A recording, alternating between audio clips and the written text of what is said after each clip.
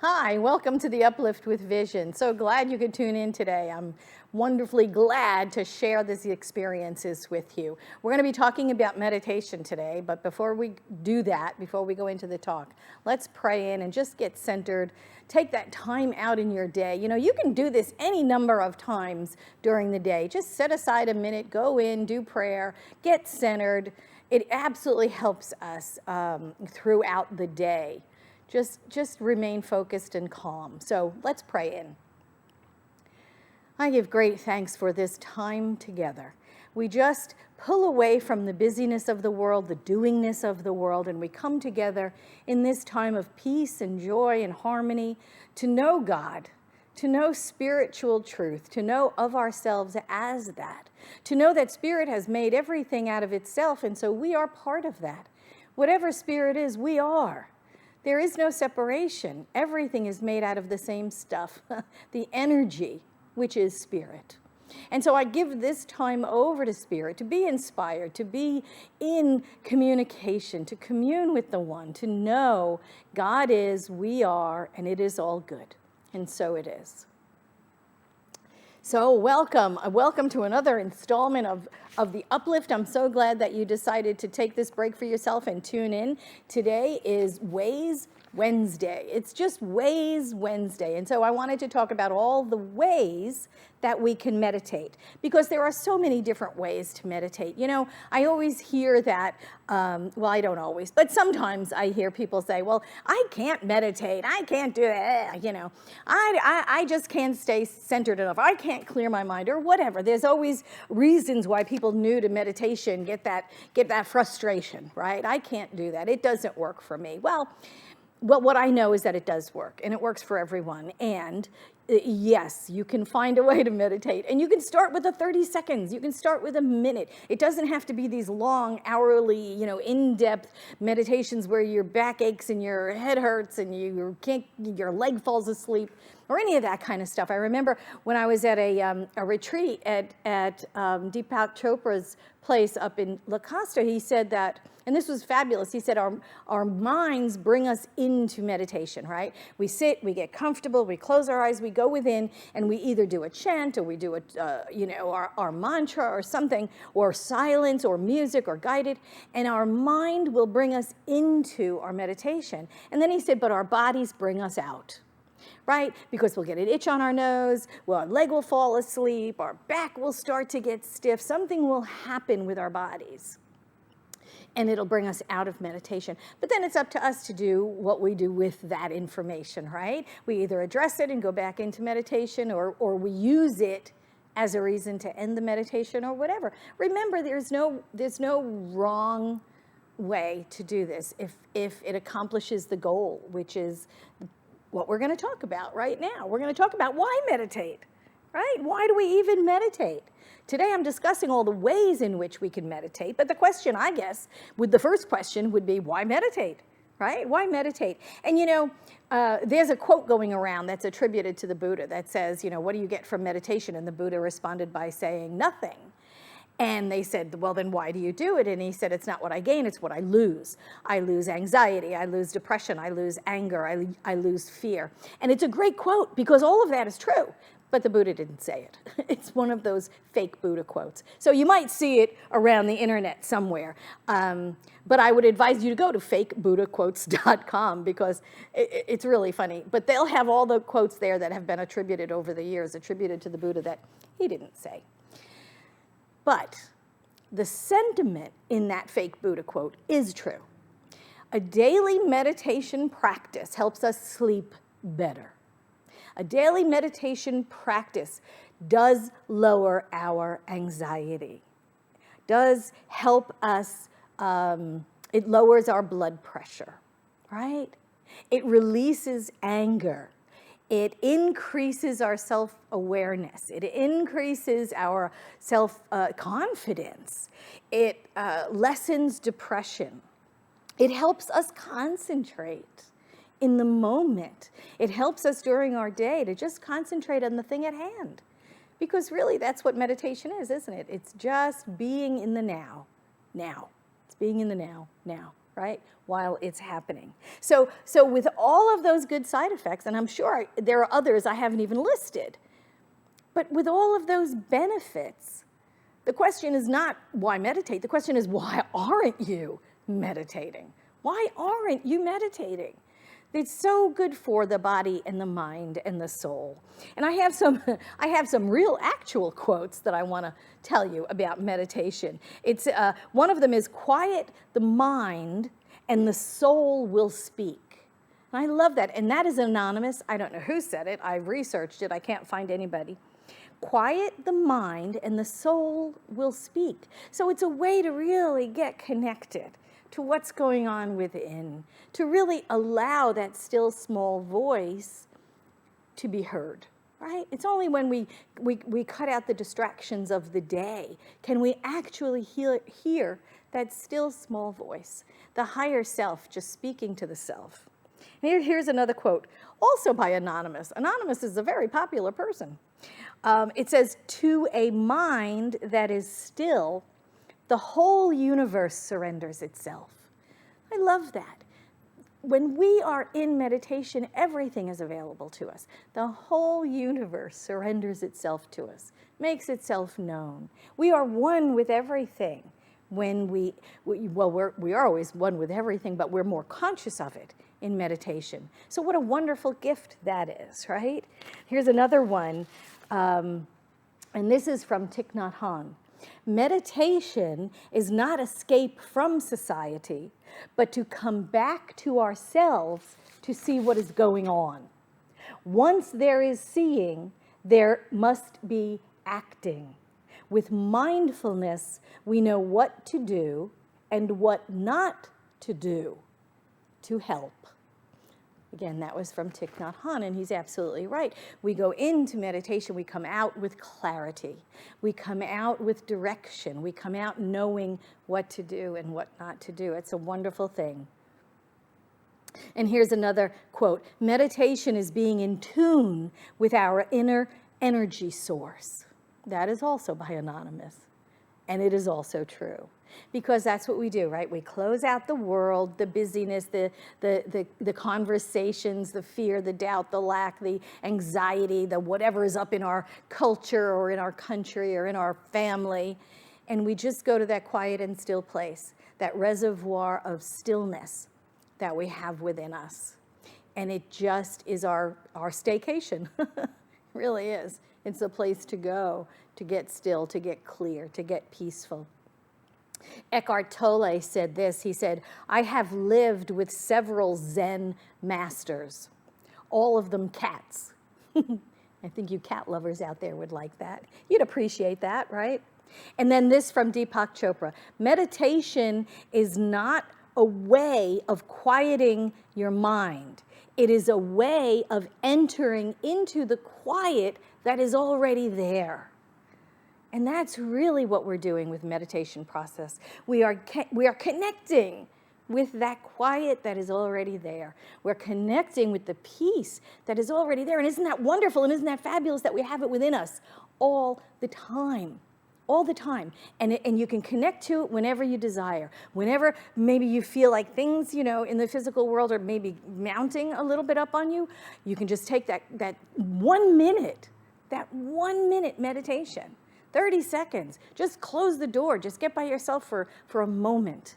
Reconnect. Breathe. Right? And there is peace there. And there is stillness there. And there is wisdom there. All of it. So let's talk about some of the ways in which we meditate. And these are all accessible to us right now. This doesn't take a guru to train you or teach you. All of these meditations that I'm going to touch on, you can do yourself. At home, at work, wherever you are, in your car when you leave work, or getting in your car before you leave for work. Just don't do them while driving. Not a good idea. Okay, so let's talk about mindfulness. Mindfulness meditation is being aware, but not attached to the thought. So we're not so much trying to clear our minds, because I think that's the biggest frustration for people that are either new to meditation or trying to meditate or trying to develop a meditation practice, is that they believe it is, I have to silence my mind, I have to clear my mind, I have to have no thought.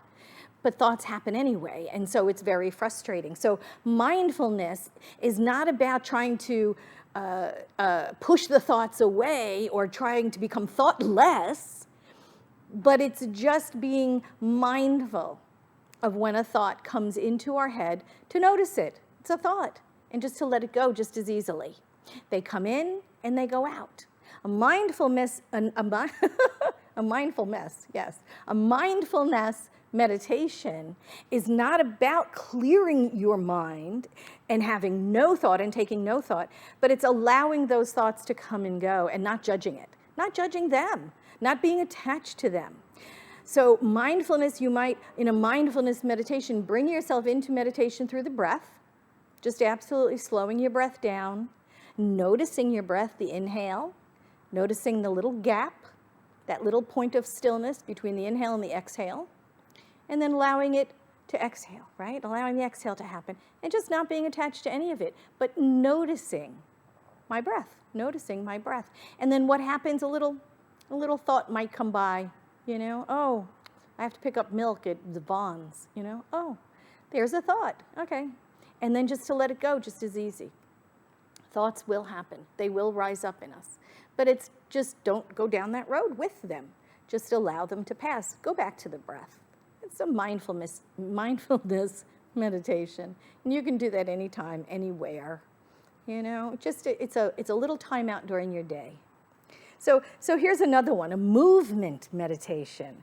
We do this. Well, we had been doing this. We have a labyrinth here at Vision, and we have a dedicated, wonderful labyrinth team, TK Ekram and Susie Albin and Joni Burnett, and I hope I haven't forgotten anybody, but wonderful, wonderful team that puts out our labyrinth on the solstices and the equinoxes and special occasions when we want to walk. It is a walking meditation. It's a lovely, deliberate walk in consciousness. And it's wonderful because a walking meditation gives your body something to do.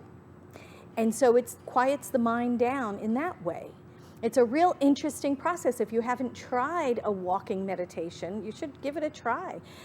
When we open up again and we have the labyrinth laid out here in the sanctuary, it'd be a wonderful opportunity for you to try a walking meditation.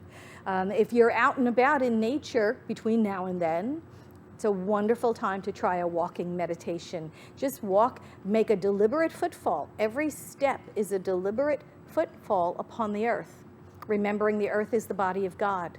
And just go deeply with that. Just notice how giving your body something to do can quiet the mind down. Walking meditation. You can do it around your neighborhood. It's a wonderful opportunity to really connect. What else have I got here? There is a focused meditation. This is an eyes open meditation where you can light a candle and just watch the candle flame, or you can focus on an object, maybe a flower if it's not a lit candle, something, one object, just to gaze upon an object and notice it and be with it and just absolutely take in all of its qualities. So again, this is another almost job you give your body to do so your mind empties. Your mind can just be in the expanse of consciousness. And so you can hear a still small voice come to you. And it's a delightful way to spend a minute or two. Remember, this is not an endurance contest. Your meditation time should never be an endurance contest. You know, you want to be able to be refreshed. You want to come out of your meditation process or practice calmer, right? Peaceful, happy, fulfilled, feeling in harmony with life. You know, so it shouldn't be, it mustn't be an endurance contest. What else have I got here? Visualization meditation, and I love this one. This is one of my personal favorites. When I go into meditation, I do this, honestly, I do this in the dentist's chair. I do a visualization meditation. When I am in the dentist's chair, when they are cleaning my teeth or working on me or whatever, I close my eyes, I go within, I put myself on the beach in Maui. Mostly. I mean, sometimes it's other places, but mostly I'm on the beach at Maui. And I can just feel the sand, the warmth of the sand. I'm lying on a towel, you know, and I can feel the warmth of the sand on my back, and I can hear the waves crashing, and I can smell that ocean air, and I get into every single sensation of laying on that beach in Maui. Sometimes I actually have someone come and deliver me a little umbrella drink. You know the ones I'm talking about, right? Pina colada, Mai Tai, whatever. Blue Hawaii, right? One of those. Okay. But a visualization meditation is where you place yourself someplace where you are just in bliss, you are in joy, you are in harmony with your surroundings. You're in a place, and it could be a made-up place. It doesn't even have to be a real physical location, but it's a place where you're total peace, total bliss. It could be an imaginary place that exists only in your mind. But that's where I go when I'm in the dentist's chair. So it's a wonderful way to just remove myself from my condition and be in a visualized meditation. What else is here? We have chanting meditations. And I know we've done these at Vision, and I'm sure you have done them with your meditative circle or even your solitary meditation practice. There's Om, you can do Om, there is Om Mane Padme Hum, right? There are all kinds of different words you can use in a chanting meditation. We have CDs that have wonderful chants on them that you can play and chant along with the music, chant along with the meditation.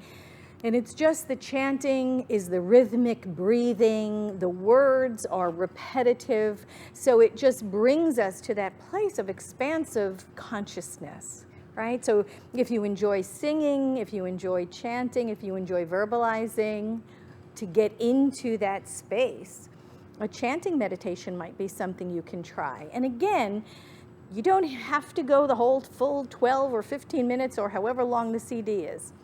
Go for a minute, you know, go for 30 seconds, go for 90 seconds, whatever is comfortable for you. And then a little bit more. Just stretch yourself, but just a little bit, and see how that goes.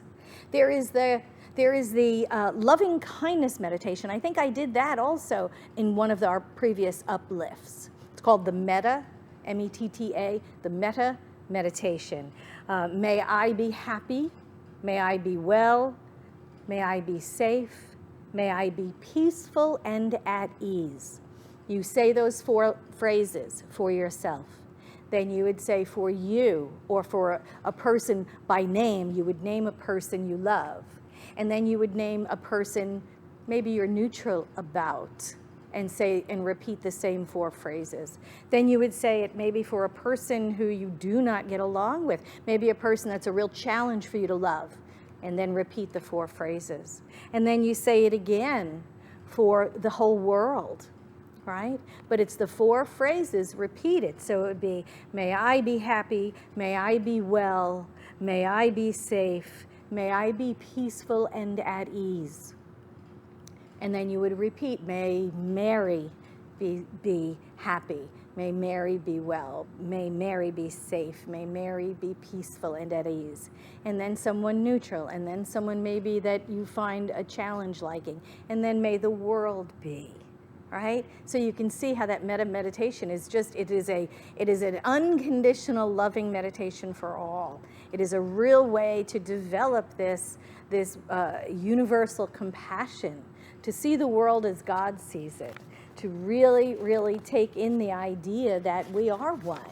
We really are. And it's a lovely meditation to do when you have the time to do it, and just to extend that love and compassion to everything. There is Tonglen, which is a meditation I know Pema Chodron does, and from what I understand, the Dalai Lama does as well. And Tonglen is this practice of breathing in the sadness of the world and the darkness of the world, and breathing out your love and your wishes for peace and your knowing of universal harmony. So it's just a way to try to change the atmosphere maybe that surrounds us. Just breathing in the sorrow and breathing out a blessing. Breathing in a sorrow and breathing out a blessing. It's a very powerful meditation when we feel strong enough to be able to do that. What else do I have for you? Chakra meditation. You know, if you're familiar with your chakras, there is a chakra meditation that you can do starting down at the root chakra, the red, all the way up through to the crown chakra above your head, that's violet. You can look those up, but each chakra along the way has its own color, has its own power point, is associated with our bodies and our energies. And it's a way of freeing our energy up to be fully present. And it's a wonderful restorative meditation to do for our mind and our soul and our body. And the last one I'm going to go over is the body scan meditation. And I know I did that, I think, probably one of the first uplifts that we did. We did the body scan meditation where you closed your eyes, and I just started with our toes and just checking in with our body parts all the way up, checking in with each body part, checking in and sending love to that body part. If that body part is feeling a little disruption or feeling a little discourse or not quite, comfort, we will send healing energy to that body part. We will send that white light, of God's energy. We'll direct it to that body part and just absolutely reveal the truth of its physical perfection. And we'll do so by just checking in with the body all the way up to the top of our heads and above.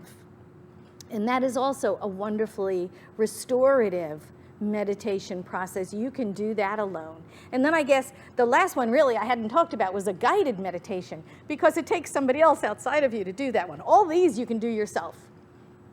A guided meditation, you want somebody else to guide you. Or there are fabulous apps you can get on your phone where you can download a guided meditation and it'll walk you through it. And they have guided meditations of different time lengths. So you can absolutely have a little short one, a medium, a long one. Guided meditation is also a wonderful gift you can give yourself. And I think we'll start doing those a little more frequently here at Vision.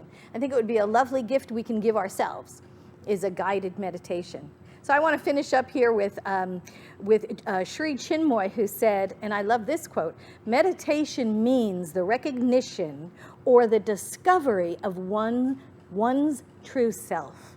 And that's really what we're doing, aren't we? We are connecting at a deeper level with ourselves. And here's another great quote from Anonymous I want to leave you with.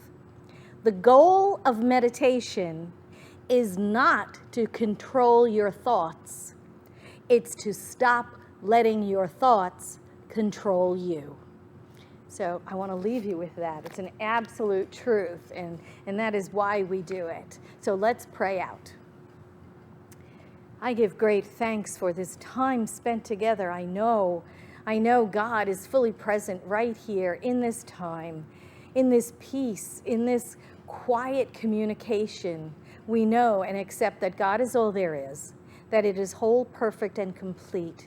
It is our life right here, right now. And as we awaken more and more, when we embody and believe and demonstrate more and more our true selves come out and play, we know ourselves to be that spirit. We know ourselves to be that first cause in action, just God in form. I give great thanks for this time spent together. I simply bless it, knowing it is all good, and so it is. Well, thanks for joining me today on the Uplift. I look forward to seeing you tomorrow. Remember, Vision, from my heart to yours, we are one. There is no separation. There is only the one. See you tomorrow at 1. Bye-bye.